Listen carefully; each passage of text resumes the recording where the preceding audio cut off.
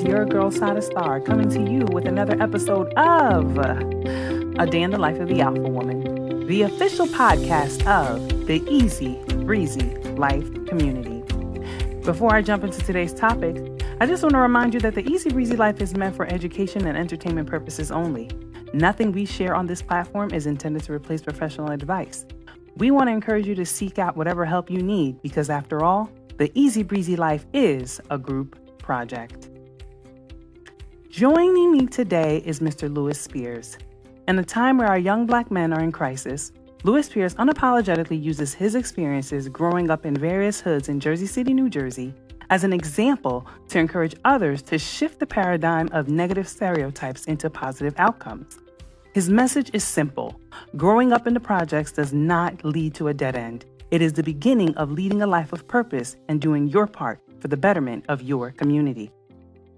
Lewis invites you to walk in his shoes as he learns to navigate the streets and endure familial dysfunction at home.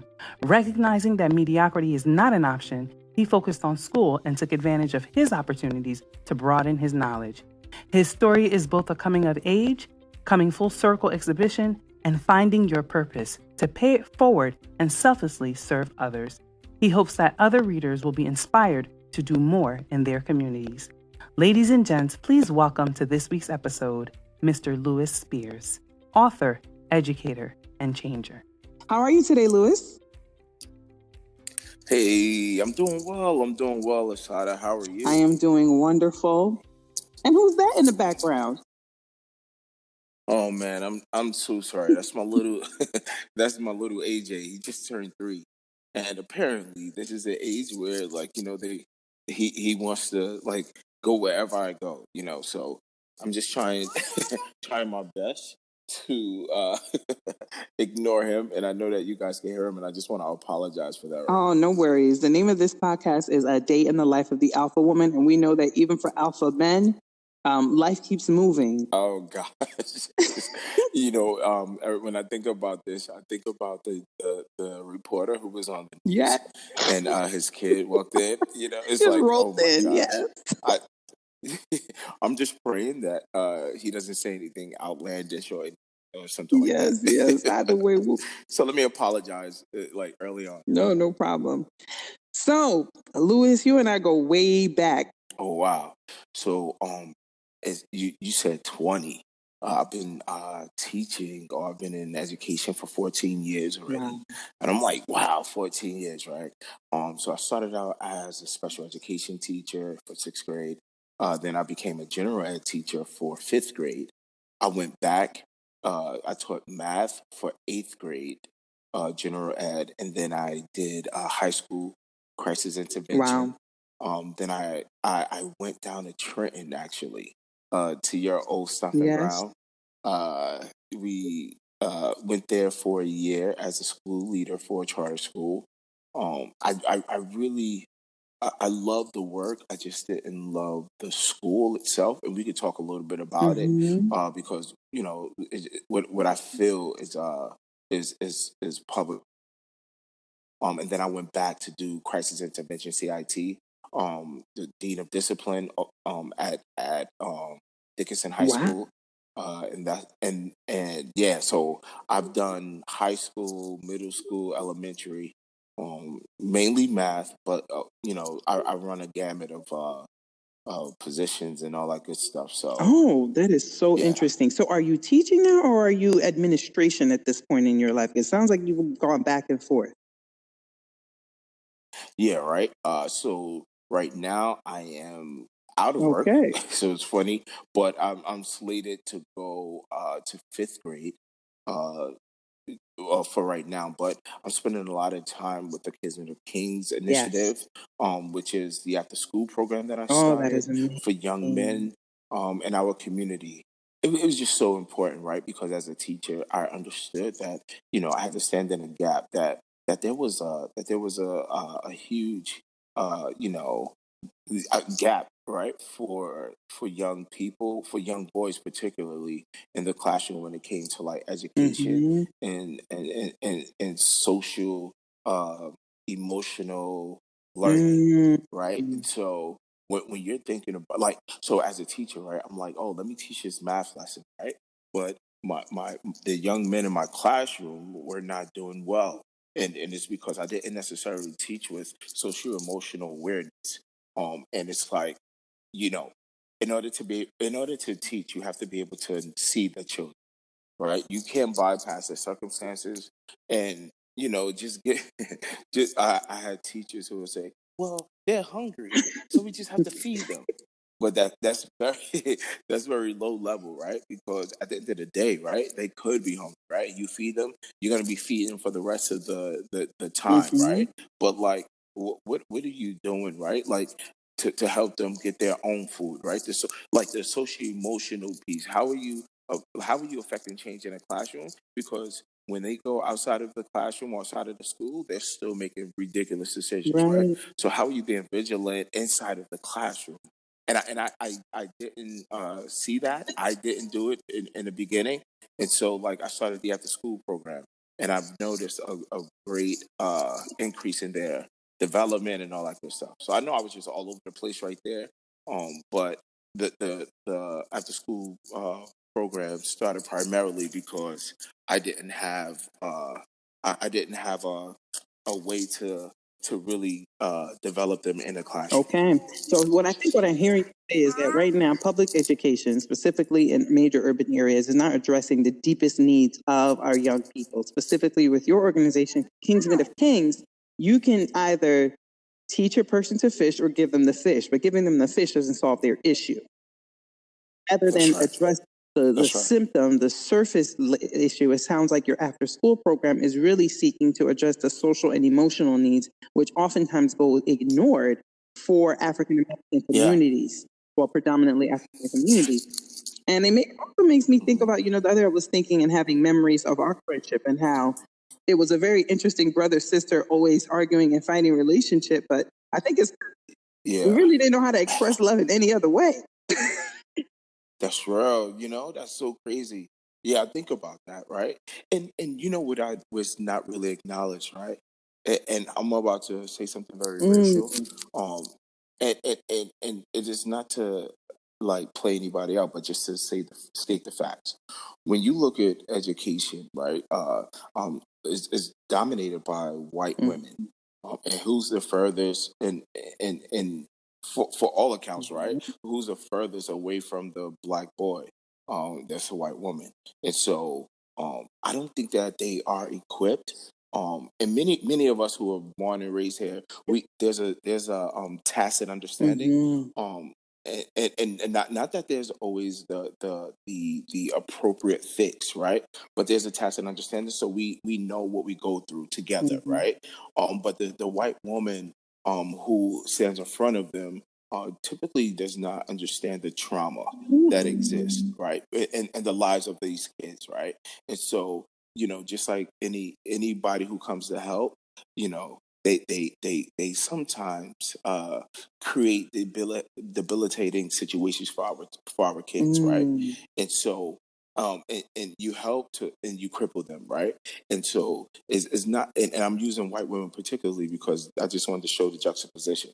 But like anybody who comes in to really not understand our kids, I don't need you to come and help for the sake of helping, right? But if your liberation is wrapped up in this, like mine is, then let's do some work together. That is such an interesting point. I mean, I think even in looking at the work in higher education that we do, which is social justice education, diversity and inclusion, it talks about how students need to see someone who shares their identity and their lived experience. It is awesome to be an ally. Allyship is amazing. We need allies and support. When you have come from the community or of the community, live and buy and work in that community, these young people can see themselves in you, is what I'm here to say. And if they can look at you and say, well, if Mr. Spears can do it, then I can do it. And it's so very interesting because for me, by day, I work in a very prestigious selective institution. And by night, I live in Newark, right? All of my investments are in Newark. That's right. And this is my day to day. Deeply believe that I've been called to be in this place.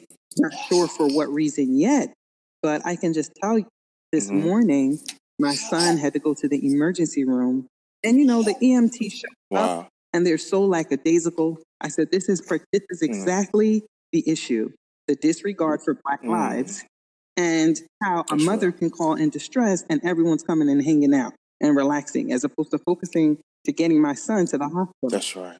But I just had to take a deep breath and say, that's not today's fight. That's the long fight. Today, let's just get to the hospital and address what Let's get him to the hospital.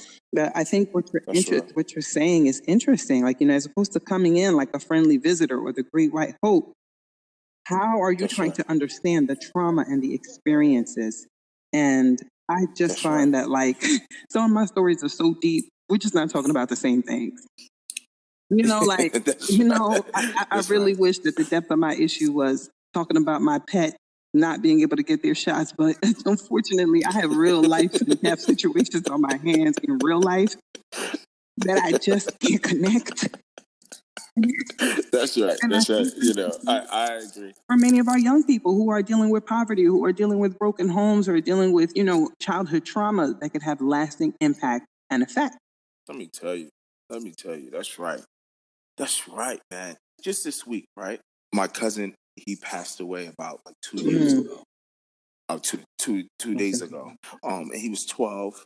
And he had some complications in health and all that good stuff. And not good stuff, but all of that stuff. But he was always he was always the light, right? Like I want to talk about the teacher and the trauma that the teacher went through.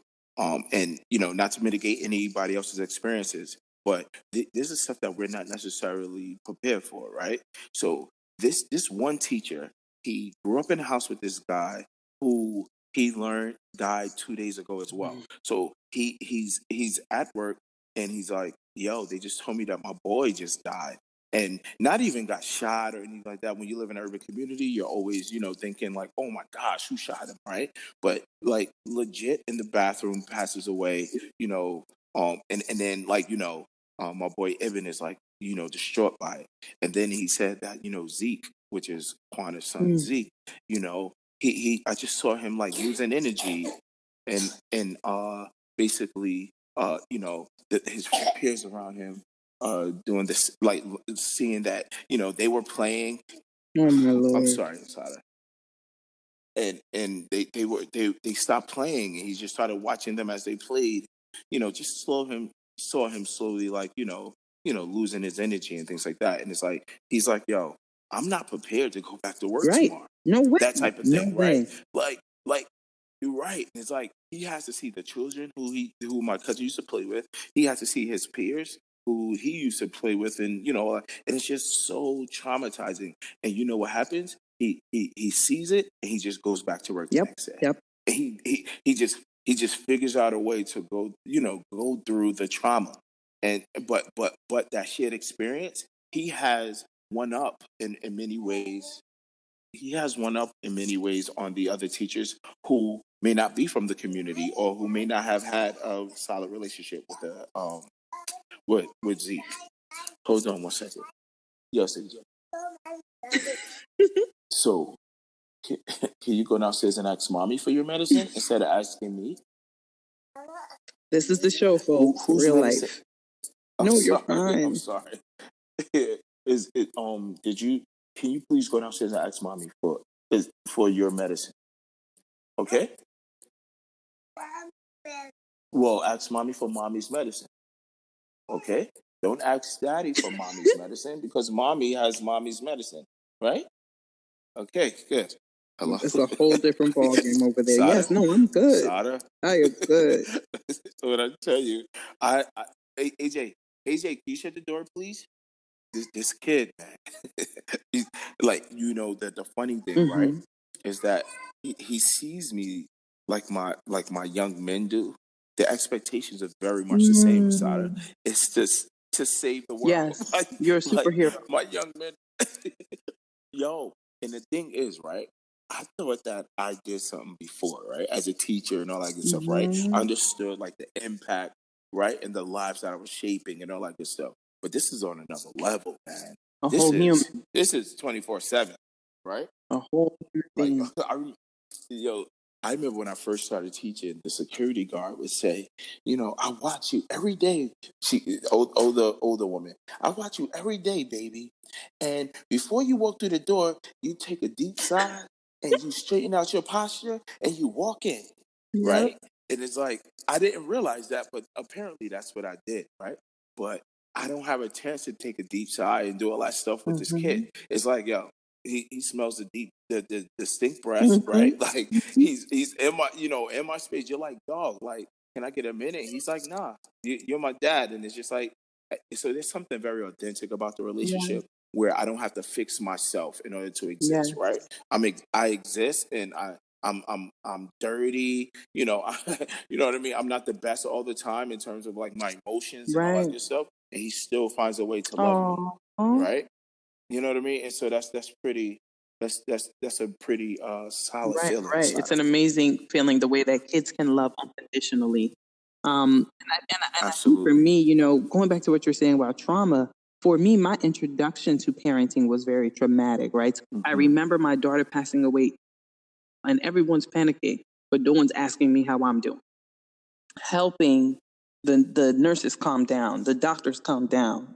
And I think my desensitization probably had to do with being exposed to so much trauma prior to that point that there's just no reaction in the moment. It just is no, and even now when my son has challenges and issues, I have my moments, yes, but it's like we're so used to seeing and going through hard things that you kind of just become hardened. But I think, it's not possible to become hardened in one aspect and not another. And that's why I want to shift gears and talk a little bit about your book, You're the Answer, because your book kind of, it was almost as if you were walking us through your healing process, walking us through your pain, walking us through addressing the feelings of anger and bitterness and resentment for what you did or didn't have as a child, who cared for you and who didn't care for you, and making that transition. But I think what is challenging is that without the pain, there can be no purpose. But unless you heal from the pain, you can't be purposeful. So talk a little bit about your experience and specifically the role of mental health counselors in your transformation. So, it's so funny with you and I in terms of like every year we would like catch up. And so this feels like one of those moments where we're catching up, right? For the past, like, we're not going to say the number because, after college, just be like, okay, I'll call you. You're like, yo, what's going on? We have that like hour, 2 hour conversation and then we're done for like another year. You know what I mean? And so this feels like one of those, right? Just catching up. But so growing up, right? Like growing up in the projects, I was the only male in my house of about 5 women. And what I can remember mainly is that I was doted upon, right? Like my grandmother, my great grandmother, on my father's side, apparently they were, in my life. I didn't know that they were in my life as much as they were. I do remember like, instances of like my dad or going to my aunt's house eating black eyed peas or something like that, and I hated it, right? And so like I just remember like just being doted upon, right? And the good thing about that, right, is that like I felt unconditional love. The bad thing about it is that I didn't have a male role model in my life, right? And so like it was just very difficult to like find my place. Like I knew that I was a man, right? I knew that I was male, but I didn't understand that like the seeds that they were planting and how like I thought that I was like better than. And we could talk about that, but I'm gonna talk a little bit more about growing up. So growing up in the projects, the young men would do like crazy things and play crazy games and stuff like that, and I would indulge, right? Because I knew that there was something that was masculine about me, but I didn't understand that wasn't masculinity, right? And growing up in a house outside of the project, when my mom moved all around because we lived in multiple parts of the city because of Section 8, my mom would lose the apartment and we would have to live somewhere else. So like being a nomad in that space in Jersey City, in different parts. And I just remember creating a huge disdain for my dad, and the fact that he was absent. We would go without lights, and you know, he just wasn't there. And my mom ended up marrying again, but my stepdad, who was clearly not my dad, right? Like in my house, it was very clear that, I had a different dad. I was treated differently, not by my mom, but by my stepdad. I was team mom. My brother was team stepdad, dad, right? And so there was a real divide in the house. Wow. So I missed out on that masculine connection as well. I went to high school. I just always strived. Like I always did well, and I think it partly was because that was the area in which I excelled, right? And the projects, I really wasn't accepted. Really, I would go up to parties, and they'd be like, "What you doing here? You're not supposed to be here." And I think about that side of because the community raised me in that way, right? So it was almost like, and I said I thought I was better, but it's because they treated me differently. They treated me like I was a prized possession, and they didn't want anything to happen to me, right? But I was still missing that male connection and developing and all that good stuff. And so what I got was a lot of toxic masculinity. When I thought about my stepdad, right? Like the things that he would do, my granddad, the things that he would do, my dad, him being absent. So I had three male figures in my house. I had three male figures in my vicinity, and all three were exhibiting some level of toxic masculinity that I couldn't subscribe to. So for people who don't know, would you mind explaining what toxic masculinity is? So you gotta explain. You gotta explain them some sociology terms. Go ahead. So it's the opposite, right, of the alpha woman in many ways, right? It's the traditional male gender roles that restricts kinds of emotional the emotional connection to the world, right? So it's like, hey, stop crying. Men do this. Men sit like this. Like there's a social expectation for men to seek dominance all the time, right? And it's like I was fighting against it, right? So my stepdad had that the toxic masculinity when it came to like, I ain't folding clothes. Women is supposed to be in the house. Right, you know what I mean? Like I ain't helping with the damn kids. The kids, sorry, misogynoir. Sorry for anybody. Right. And my dad, wasn't there. He wasn't really responsible, all that craziness or whatever. Like we would sit in the projects and look at women, right? And he would drink beer and that type of thing. My stepdad was just, my granddad. I'm sorry, my granddad was just a whoremonger. You know what I mean? Even to the point where when he passed away. And I mean this with all due respect, but like he never chose to marry any woman. So there were several women at his funeral, like claiming the A spot. Wow. Right? Wow. But at the funeral. The one at the funeral, but the one who got it was the one who paid for it all. Okay. Right? Right? Okay. So that right? So it's like, oh, so because you had the money to bury him, you get the alpha spot. Oh, okay. All right. Not because he lived with you, really. You know what I'm saying? Or not because he was, but this is exactly what I grew up seeing, feeling. So I knew that on one end of the spectrum that there was something masculine about me that I didn't connect to the feminine energy, but then the toxic masculinity is something that I didn't subscribe to. So like my journey is really to one, right? Just find out who I am, right? And all of this. I knew what I wasn't based on what I saw. But like who was I and what did I represent? And then now, like, teaching a healthy masculinity to my young men. And so what is healthy? What is healthy masculinity by your definition? Cry. You could cry if you want. It doesn't have to be your birthday. Nah, but someone doesn't have to die. Nah, but right. Someone doesn't have to die, right? And so at the end of the day, right? Just acknowledging that like anger is also an emotion. Like a lot of times, women are dinged, if you will, for crying or being emotional. but anger is a form of emotion. And so I just have to like let them know that like, yo, it takes the same amount of energy to cry and let it out than it does to punch a hole in the wall, and you bleed, right? So it's like it's okay to cry, right? That's a big one. And let's talk about it, man. Right. Like just being in an environment where you're talking about emotions and those sensitive pieces that will cause you to deteriorate. Yep, that is so true. Right. And I think for me, my experience, as you talk about toxic masculinity and me trying to address the different traits of being alpha women or being an alpha woman. So, as you already know, growing up, and at that time it was not cool to be anything African, right? And so my siblings and I being subjected very early on to a lot of teasing and bullying, and me ultimately making a decision. Well, you're not going to be bullying me. So what happens is that you become so hardened, right? Somebody says something to you and you drag them for filth because you're waiting for it. And as you know, it didn't take much to bring me to the edge.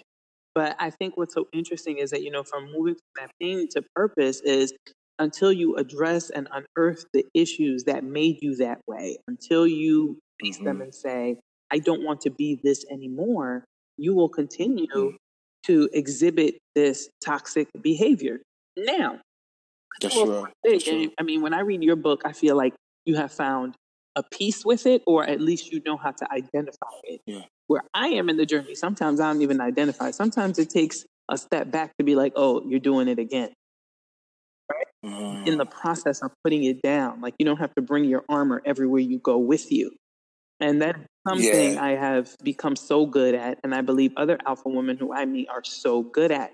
The armor's ready. And even when you put it down, it's just for a second. The moment somebody acts up, it's back up. I remember, and I allude to this a lot of times. I talk to my young men about what you said to me. You said to me, growing up, you just expected that people were going to come with like the African jokes or the black jokes or whatever the jokes were, right? And you would size them up 5 seconds within meeting them. So you already had like 10 things that you could shoot back at them before, you know what I mean? Yeah. And it's like, and think about it. Some of our young people go through that physically, right? And that's trauma, right? And so I listen to a lot of Brene Brown, and I have to give shout out to my homegirl in my head, right? Because I don't know her, but I would love to connect with her. But what I realized that what I was doing inside of was that I would numb my pain with alcohol or whatever. And I've never been like alcoholic or anything like that. Let me not give that impression. But definitely it would be, today was a hard day. I'm going to the bar, right? Or today was difficult, man. Let me go to the store and buy this bottle of wine and go in the house, right? And Right. And she said, and what she said was staying mindful of numbing behaviors, right? And when I realized that I had to I was creating this numbing, having these, sorry, start over, begin again. When I realized that I was having, these numbing behaviors often, I'm like, man, I gotta stop, because what she also said was, we cannot selectively numb pain of emotions without destroying the positivity of emotions. So they're all together, right? And so if you're numbing pain by getting drunk all the time or whatever, then the positivity of the emotion is not going to exist the way that it's supposed to. And I've always felt like I'm supposed to change the world or do something to impact the world, and I felt like it was slowly dwindling. And I thought all of that was attributed, right? She said, when you numb the dark, you also numb the light. So true. And so I'm like, yo, I have to work through this, right? That was like an epiphany for me. Like, yo, I got to work through it. Either way you look at it, right? I'm going to have to work through it. And that was part of the healing process as well, going to therapy. Yep. So Brene Brown, going to therapy and really using my therapist as not a ref.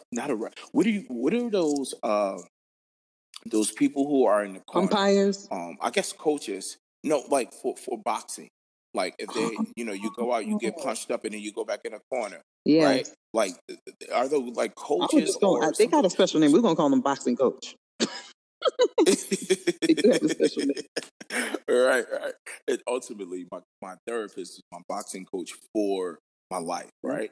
So, when it came to my dad, right, he was very instrumental. He's like, write a letter, figure out what you need from him, right, and go and get it.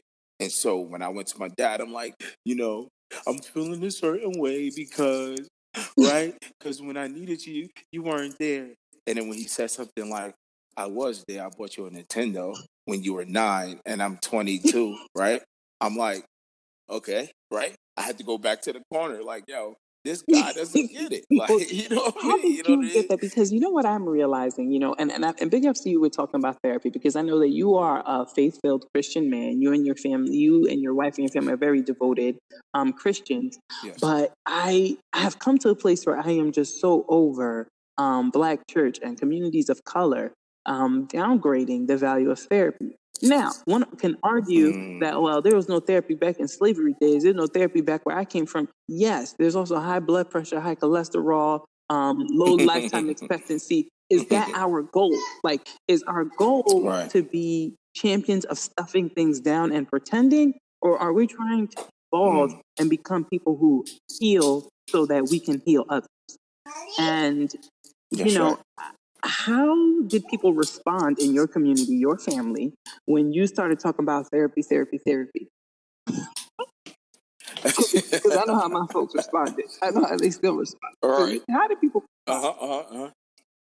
So it's like, ain't that my mother got very defensive, right? Mm-hmm. I didn't raise a crazy person. Ain't nothing wrong with you, right? Like, you don't need to go to counseling. You ain't crazy, right? Mm-hmm. And so that was a huge adjustment for me because my mom is like my homegirl. Like, obviously, she had me when I was 18. I mean, when she was 18, sorry. And like, we've been through the struggle. So we have like that we could look at each other in the eye and know what we're talking about type of thing in a crowded room. You know what I mean? Because of the experiences that we've gone through. So that really did something to me. In terms of like my boys would be like, yo, here he go on his therapy ish again. Yeah. You know what I mean? I'm like, yo, listen, I promise you, man, it's good stuff, right? Or like, it was good for when they needed it, but then I would promoted it for them. All right. So it was like when I was giving them the advice that I was getting from my counselor was good because they were using it and they were developing, right? Mm-hmm. But when I suggested they find their own counselor, it was like, dude, I ain't crazy. That's all you over there. You know what I mean? And so I still get pushback, right? When it comes to that. But what I'm committed to is a healthy lifestyle. What I learned, and this is, sense to say it now, is that when you're working with children, when you're a teacher particularly, or someone who's in the classroom with them constantly, experiencing levels of trauma that you're unaware of because you're so used to taking it on the chin. The thing though, you're creating malpractice, right? If you're not getting the help that you need, right? And because ultimately that stuff seeps in. Right? Like now you have to do something about what you're going through. Right. So imagine that we're talking about, and I'm talking about all teachers. I'm not talking about like those teachers who are down or whatever. Right. At the end of the day, if you're not getting the help that you need as a practitioner, in this work, then you're committing malpractice. Right. Oh wow, that is a serious claim. But I definitely agree with you in saying that, like, even for me, working in student affairs and seeing a lot of crisis situations, I have to unpack those crises. You're dealing with our in crisis and, bearing it for so many years until you find yourself in crisis. And the truth of the matter is sometimes family members can't help you because they got the same issues you got. That's right. They're coming from where you're coming from. We all have this distorted thinking and distorted patterns, and we're sharing it with one another, reinforcing our negative thoughts, reinforcing negative behavioral pattern, reinforcing generational bonds and, cycle over and over again. Dysfunctional, right. Affirming our anger. They keep reaffirming our nasty attitudes. They keep reaffirming the things that we need to be doing away with. And so I think for me, I remember being an undergrad and telling my mom that I was going to go see someone, like, oh my goodness, they're going to tell everyone. Now I have to say that, we do also have the luxury of working in education where these conversations are happening more and more openly. And I understand that everyone isn't in an industry where they can openly share that.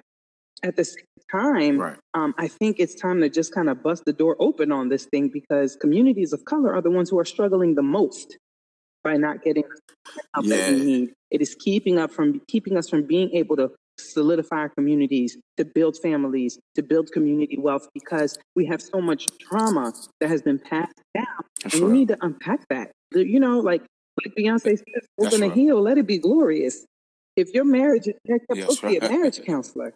And, That's I right. don't really know, but from my understanding, one of the benefits of Obamacare is people being able to now have access who had before been barred from these things. But my question for you is, why not just sit down and talk to my grandfather? Why not just go and speak to my pastor? Why not just go and speak to one of the elders at the church about what I'm going through? What is wrong with processing my issues in that space, right? Yeah, and so I did one. I just feel like when you have a relationship with your pastor, or if your grandfather, whoever, right? Like, I feel like, yeah, have conversations. I would never say not to, but in terms of therapy, in terms of counselor, you need to leave that to a profession. One, most of the times those people aren't necessarily directly connected to you. So there's a level of transparency, there's a level of openness. Like, you can't say that, and I don't know if you could, but for me, I didn't feel comfortable saying to my grandfather, man, the way that you're living your life right now and have lived it has affected my mom, which now affects me, right? Like, you're the reason. But I could go to a counselor and say, yo, I think, right, that all of this is coming from my grandfather. And we can unpack it, right? I don't know many people who I blame for something and we objectively looked at it, right? Like, there's a level of like being defensive or whatever. The pastors, right, are cool. And shout out to my pastors who make it cool to, like, go to counseling. They speak about stuff like that. George and Mary Seawright from Abundant Life in New Brunswick.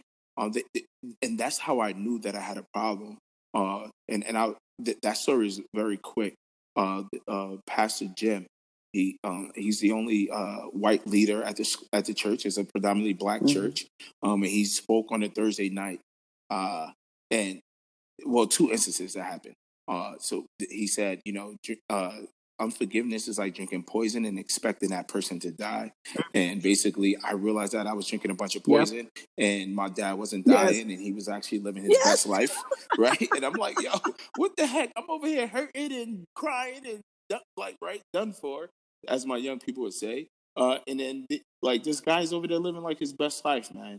And so I'm like, yo, I need to do something about it. So I contacted him and I asked him to, give me some suggestions for counselors, Christian counselors. And right? I think that's important too, because a lot of times when people hear counselor, they automatically think psychiatrist, someone sitting with a pen with glasses. Well, there are people within the faith who do this. And that is a very important thing that you highlight. As for me personally, I really won't be able to connect with a counselor unless they share my faith, unless they believe what I believe, that all things can be healed and that the abundant life is mine. If we don't have that basic premise, you can't help me. And so I think that is probably one of the reasons why the Christian or the Black community is hesitant, because of those core values and beliefs of what Jesus died for us to have. But, echoing what you're saying, I just am trying to get it across to our community that Jesus does this in different ways. Okay. There are people in the church who are gifted in this arena. You need to go seek them out and speak to someone. Now, I will also say that people might say that we're coming from a place of privilege, right? That because we've transitioned from being lower class to now being maybe lower middle class, and we're still first gen. Then now we have access to all of don't get that. Now we have access to all of this healthcare, and we want to shove it down people's throats. What about people who maybe don't have health insurance, or maybe their health insurance policy does not cover these kinds of things? Maybe what about the young people, like the people you have coming through Kismet of King? Yeah. And so it's funny because I just told someone this. Oprah has never gone to therapy. she always used like her platform to talk to people, right? And talking to Gail. And so what I would say is, right, I like was talking about Oprah find a last friend, episode. Yes. find a friend who's committed to self-development as well, so that you guys are having those conversations that will yield results in your life, positive results, right? And so you know Naira, shout out to Naira, my homegirl, from back in the day as well. But like something will happen and like we'll be sitting there for hours like this dissecting it and like learning different aspects of it and all that good stuff, right? And so the reality is that you may not have insurance right now. You don't necessarily need to go and see a therapist right now, and if you don't have the means of going, right? At the end of the day, you need to make sure that you find people who are committed to self-development and are as passionate about it as you are. Right. Oprah has never gone to see a therapist, but she always used her platform and she used her friend Gail to talk about all of the things that she struggled with or whatever, and depicting it and things like that. What are you reading, right? Like there are a bunch of self-help books. And my book is very good. Yeah, Like I read it. helping you to actualize like that actually happened to me too, and this is what he did to get through it. All right, then maybe I can do the same thing, right? There are other resources, right? There are podcasts that you could commit yourself to listening to on a daily basis, right? And at the end of the day, right, we always have the Bible, right? But if we have someone to depict the Bible the way that it's supposed to be, like dissect it and give it to us the way that it's supposed to be, that will yield results. And so I'm not saying that you need to be in a room reading the Bible. That's not what I'm suggesting, because you do that and it's not yielding results right now, right? And so the reality is that like you might need like a book attached to the Bible or something like that. We stand on the word of God and we believe the word of God, and that the word of God is the end all be all. I'm not saying that anybody else's word is above God's, right? But what I'm saying is that you need to find those resources that are echoing, right, the word of God. But thank you for bringing that. I think there are multiple ways to heal, multiple ways on the journey, and the goal is never really to tell people what to do that's good for them. But the way that I see therapeutic counseling or seeking support is, it's like you're putting the training wheels or you're accelerating this thing, right? So do I want to go miles per hour? Do I want to go 80 miles per hour past this obstacle or this hurdle that I'm dealing and addressing with? And I think the main takeaway that I want people to take away from listening today is that you don't have to do this alone. I think we have to get away in our community, in Christian Black communities, that this silent holding in strength is strength. That is not. It is a recipe for a blow up. It is a recipe for having physical ailments that are tied to psychological stress and emotional distress. So many of the diseases that the Black community are dying from are preventable diseases. And we're seeing more and more that heart, mind, and health connection, and the fact that we need to be taking care of ourselves in all dimensions of our wellness if we want to live the long and prosperous lives that God has promised us in the Bible. And I'm all about, I'm all about us going to church. I'm all about us praising, worshiping, speaking in tongues, and fasting and praying. I'm also about getting some real life application. That's right. So that is what this platform is about, and I believe that that's what your kids. I agree with you. And what you're talking about in your book, You're the Answer, is about also. So I commend you for having the courage and the bravery to step out as a Black male living in the urban community to say, this is what I did. I'm not saying you got to do it, but this is what helped me, and I'm going to use that to help and be a blessing to others. That's right. So with that, So with that being said, what do you got going on with you right now? What are some ways that listeners can get in contact with you? What are some of your projects? What can we expect from Lewis Spears as 2019 winds down? The good thing about what's happening in my life is that there's never a dull moment. The bad thing is that there's never a dull moment, right? There's never a real moment to chill out, right? And so I appreciate this process though, right? Like I appreciate being able to be in this with a God that, like, that we're doing an interview at like 7:30 in the morning, right? Because we're finding time to make sense of, we're finding time to have these conversations, one, but two, like find time to really like edify others. Yes. And that's what we're called to do, right? Despite everything that's happening. But in terms of finding me and learning about me, Mr. Lewis Spears is my handle on Twitter, on Instagram, and on Facebook. Mr. Lewis Spears. Then you can also go to my website, thehoodtoharvard.com. Thehoodtoharvard.com. Wow, Lewis. I just have to say that I am so impressed by the work you are doing, who you have been, who you are, and who you are becoming. Ladies, gents, as you heard, thehoodtoharvard.com, kismetofkings.org. Look him up, donate, volunteer, support, or just share the link. Buy the book. Read that book. That book was so helpful for me, and I think I need to reread it on my journey. Once again, we love you here at the Easy Breezy Life. Go out there this week, kick butt, come back next week, and let's do it again.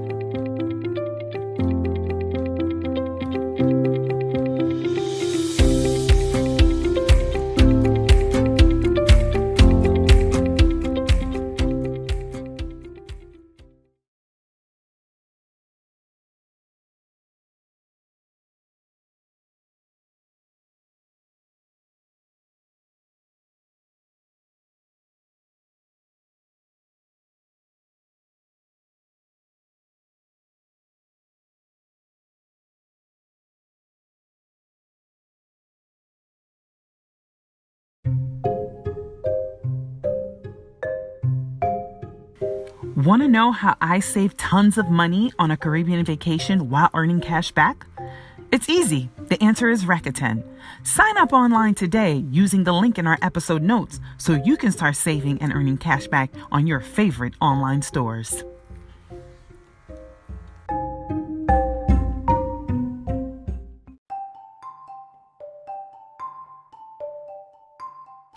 Looking for a way to build a fashionable and trendy workwear wardrobe but can't seem to gather the coins?